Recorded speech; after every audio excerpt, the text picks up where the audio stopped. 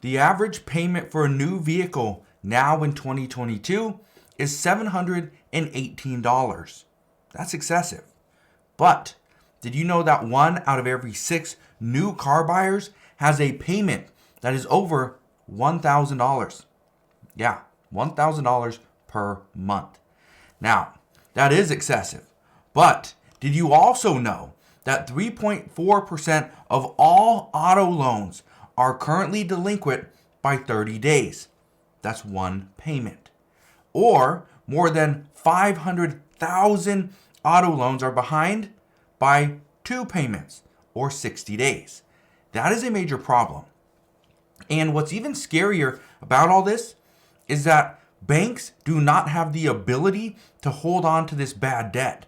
They will do whatever they can, and they are repossessing vehicles much faster. This is crazy.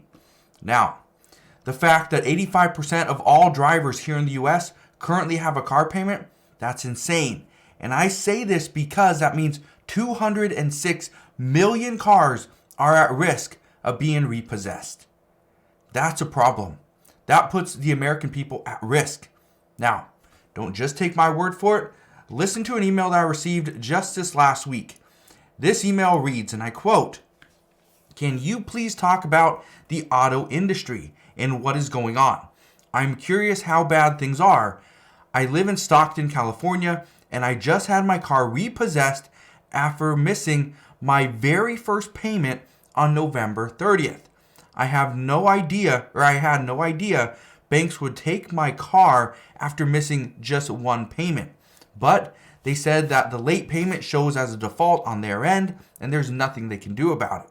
I am just curious if you have heard of any other people getting the same treatment."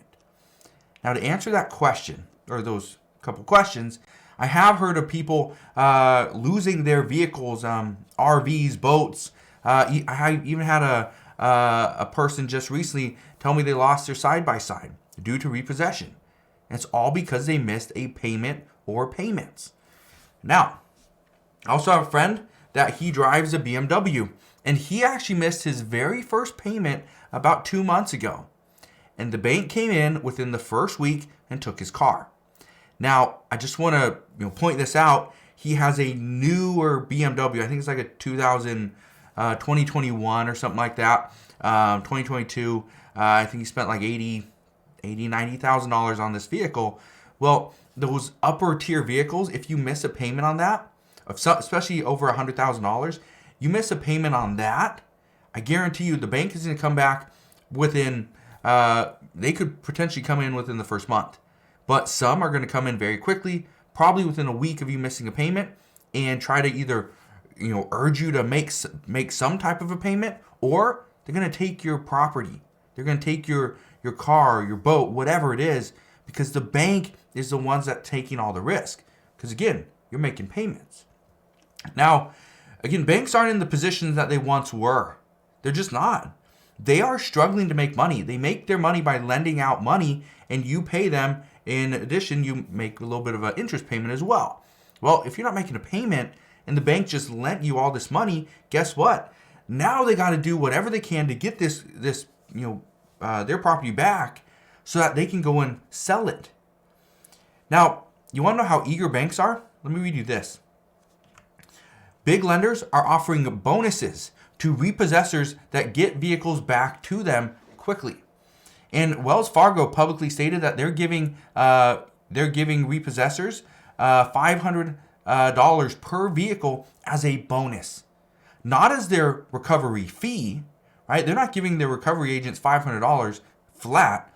It's on top of their recovery fee.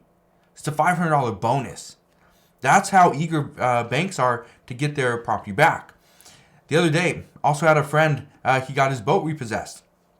And again, now might not be the best time to have a boat, but he got his boat repossessed.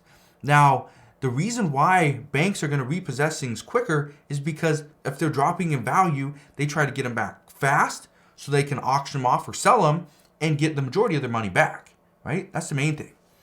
But in order for my friend to get his boat back, he had to pay a repossession fee of $975. $975. That wasn't all because of the someone to tow it to their yard. No, it was the whole repossession fee, $975. Normally, something like that, probably about $300 to $400. So more than double, almost triple, right? Now, you may not be worried about losing your vehicle. I completely understand, but you need to be well aware of what's going on. Banks are struggling, and as more people default on their loans, more banks are going to be hurting. The banks are going to come after all the people that are defaulting on their loans. But at the same time, they're likely to come after those that are constantly making payments within a grace period. Now, I remember years ago, I had a friend talk to me about this, and he simply said that he was always making his payment late because the day he got his money from work, because he got paid every month, it was 3 days after his car payment was due. He always got paid 1 month behind. And I told him either get 1 month ahead or ask your lender to move your payment back 7 days. By moving your payment back 7 days, you're technically not late. You're just moving your payment date back, but your grace period would also get added onto that, so an additional 7 days past that. He did that and it worked. But for people that are continuing making these payments in the grace period, the bank is going to probably talk to you and say, you know what, you keep missing these payments. You should probably make them a little bit sooner. They're going to do what they can, but at the same time, I don't think they're going to take your vehicles because they can't. I don't believe under law. But because if you're doing what you say in your contract, that's perfectly fine. But they are going to try to encourage you to make a payment a little bit sooner. So just be aware that is something that is happening.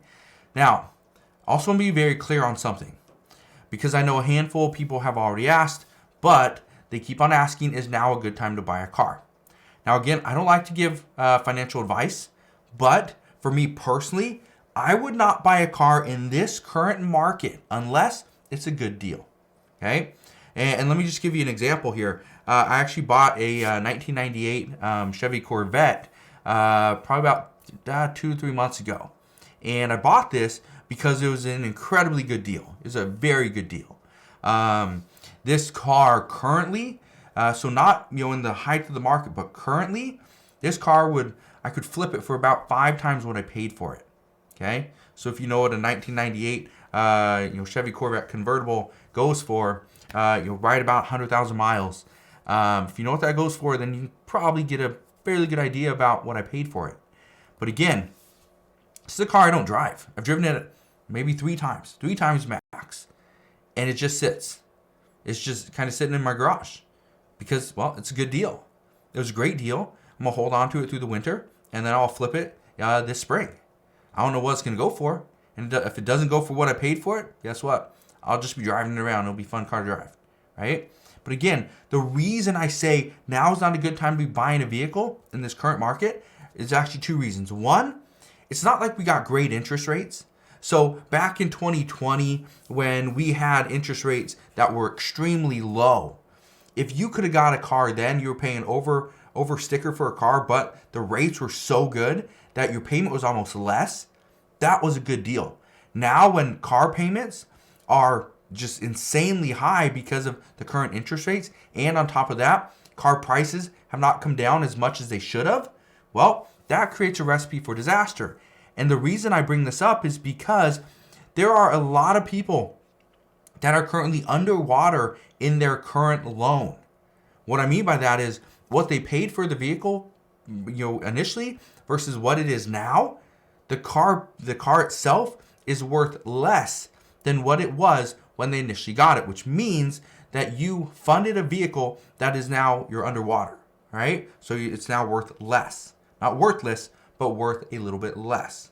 That's a problem because again, as prices keep coming down, what the banks are going to do, what lenders need to do, is they need to secure as much funding as they can, as much money as they can for that asset. So the way they do that is they repossess it, they auction it off and sell it, and then they take that money and hopefully that covers the cost of the car. If it doesn't, likely they're going to come after you. So that's just part of the problems that we are seeing right now. Losses are piling up on both ends, from the banks and from us as a consumer. So again, More than 200 million people are at risk here because there's over 200 million auto loans. Keep that in mind because again, even though you may be, just consistent with your payments, you miss one payment, the bank could come after you. I know legally in California and in Washington State, if you are just 1 day late, the bank can repossess your vehicle. So again, make sure you're well aware of this. Make sure you know what is going on. Stay current on all your payments. If you have any questions whatsoever, please ask your questions down in the comment section below. Again, just want to thank you guys for watching. Consider subscribing, and I'll see you guys on the next one.